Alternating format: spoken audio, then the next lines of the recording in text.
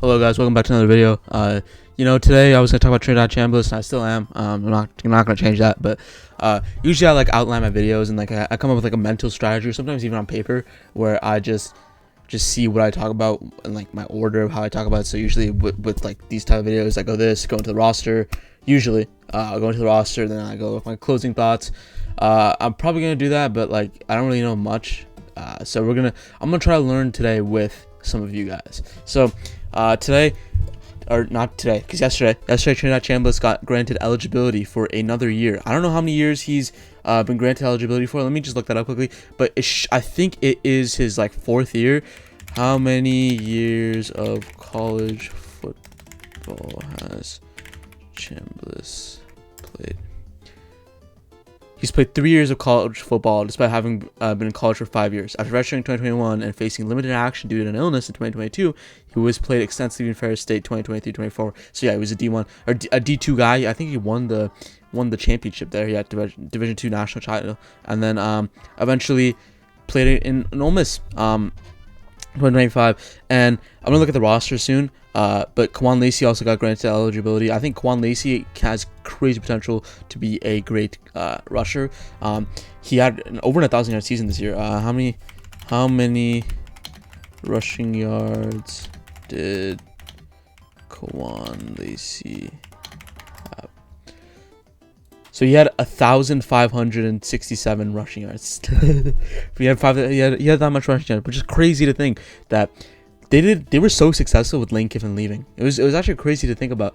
They were really successful, and especially from almost beating Miami too, with Lane Kiffin leaving. Pete Golden did a really good job, and Joe Judge did a really good job too. I know he's not really liked in the NFL community, especially for Giants fans. I don't like him at all, but he was really good. He was really fucking good. And I didn't know Kwan Lacey also played for Missouri. Interesting. But he did have 1,744 all-purpose yards. This roster isn't looking bad. I think they're not national title favorites, but a huge, gigantic but, a big ass but, they are playoff contenders, and I can definitely see them winning this year. I 100% see them winning this year. Do I think they're favorites? No, I don't think anyone's favorite beside maybe Ohio State. You can maybe throw in Indiana, but you don't know how well they play without Mendoza, because he's been so detrimental to that team. So significantly good for that team. He's been a big part of that team. Same with Surratt and Cooper are gone too. So I know you're bringing Nick Marsh. You brought in the defensive back AJ Harris, I think, from Penn State, and those are good transfers, and obviously Josh Hoover. But those are really good. Really good options. But do you think they're favorites? I don't know. Let's go look at the betting odds. Don't take these betting odds seriously, by the way, because these are just literal fucking what degenerates bet on, which is betting odds right before the season just ended less than a month ago, and we're betting on it, which is or probably a month ago, and we're betting on it. Just wait a little bit before you start betting, please. Or if you do that, call the number, please. You're gonna need it. But let's go look at the betting odds, just to see what Vegas thinks. So here are the betting odds. Notre Dame is at 650. Whoa, that's not what I expected. I would have expected Texas and Ohio State to be number one, but apparently they're not. Why is Notre Dame number one? I know they had a pretty good portal and stuff, but really number one? That's crazy. So, I don't agree at all, but it is what it is. It is what it is, I guess. LSU's there, Alabama. Obviously, these guys are very, very long shot. Wow, Ole Miss has 3,000 odds. Wow, that's crazy to me. I feel like Ole Miss should be slightly above Texas Tech, in my opinion, because Chambliss proved it. Kwan Lacey proved it. These guys proved it. Ole Miss football depth chart. Well, actually, there is no depth chart because they haven't started yet, but they have Trinidad Chambliss still, obviously, just got eligibility. Starting quarterback will be Kwan Lacey, and wide receivers. Like I said, I don't know much about this roster, I'm going to be so honest, but I don't know. I don't hate this team. And hopefully this team can go elevate. But I want to talk more about Trinidad Chambliss and even the NCAA eligibility rules for college football. This is a gigantic gray area. I know some people really don't like it. I'm indifferent on it because yes, you got to see more cool players in the NFL, but you also see them in college level too. So I never really got the idea of like hating. Obviously, it's a little unfair for these younger guys who do it, but who like plays for someone like Malachi Tony, who's like 17 or 18, playing against like a 22-year-old Trinidad Chambliss. Like it gets a little like a little wishy-washy there. But in terms of like actual like entertainment, I could see it because they're pushing for revenues. I know the judges push for revenues too, and Trinidad Chambliss got tried in a Mississippi court. And if he's gonna try it in a Mississippi court, why would they say no? Because Ole Miss, Mississippi, that's like Mississippi University, right? That's gonna be like, that's gonna get accepted no matter what. Like think about it that way. It's like strategic, right? But like why would they say no, right? Like it's their hometown college, probably state. They're gonna be like, oh yeah, Mississippi's pretty good. I like Mississippi. Let's go put him there. So yeah, there's a chance about that. So there's that too. So maybe you can move it to a different state, but you're tried in Mississippi. So that isn't. I'm not, like I said in previous videos, I'm not a judicial guru or anything, but you can't really move it to different states, I think. So that's not really going to work out. So you're going to have to get tried in Mississippi. And it's a pretty good chance that they let you go because Mississippi did pretty good in the college football playoffs. The judge would be like, I'm Ole Miss to win a championship or have a better shot at winning a championship. Let's go to, let's give him some more eligibility. And the NCAA thought there was like not enough fucking evidence or something for like his case. I can also go to the Instagram, the BR College Football Instagram, which is like tweets and like threads of that. I think I'm gonna do that, but it's such an interesting topic. I don't really mind him coming back. I don't know. It is a little funny that he can just come back like that, but I don't hate it because he didn't get like a great amount of shot in D1 college football, and when he did get that shot, he wasn't even starting at the start of the year. When he did get that shot, it's pretty damn good, and maybe he can prove it one more time and take him to the Natty. I don't know. I don't think they're favorites, but they're definitely like in contention. So let's go look at the. So here it is. He's returning. I'm gonna look at some of these comments. You clown. He cried an extra. He cried for an extra year because he didn't want to be a Jet. To be something else. God, the comments are ruthless. Holy crap. Ole Miss QB Trinidad Chambliss has been granted a preliminary injunction giving him a additional year of eligibility. The NCAA will likely appeal the decision from Mississippi Judge Robert Well. For now, he's eligible for the 2026 season. So, yeah, I'm pretty sure the NCAA declined it and said, no, we have to go. So then obviously Chambliss went to the court. The Robert Whitwell, who Chambliss went to for the trial, said, yeah, let's do it. And now the NCAA is now Ross Dellinger said NCAA might appeal it. And closing arguments in the Trinidad Chambliss hearing is that he ended in a judge. Robert Whitwell is retiring to Chambers for the potential. Chambliss counsel argued that the NCAA acted in bad faith, denying him a medical voucher in 2022, and claims that there is not enough medical evidence. So the NCAA said there's not evidence to that, but Chambliss said he was unjustly denied a red shirt, which is interesting because it's just literally who has more evidence. So one side saying this, hey, he was denied this. No, he wasn't. There's not enough evidence for that. We tried to. It seems like a pretty shitty argument from the NCAA. Judge Whitwell just went after the NCAA attorneys and Trinidad Chambliss in case of leaving before he was handing down the ruling, mentioning that he goes there. He guessed they were headed to Knoxville. Joey Aguilar case said he will discuss holding them being in a contempt of court. That's also another thing. I think Joey Aguilar has something to do with eligibility too.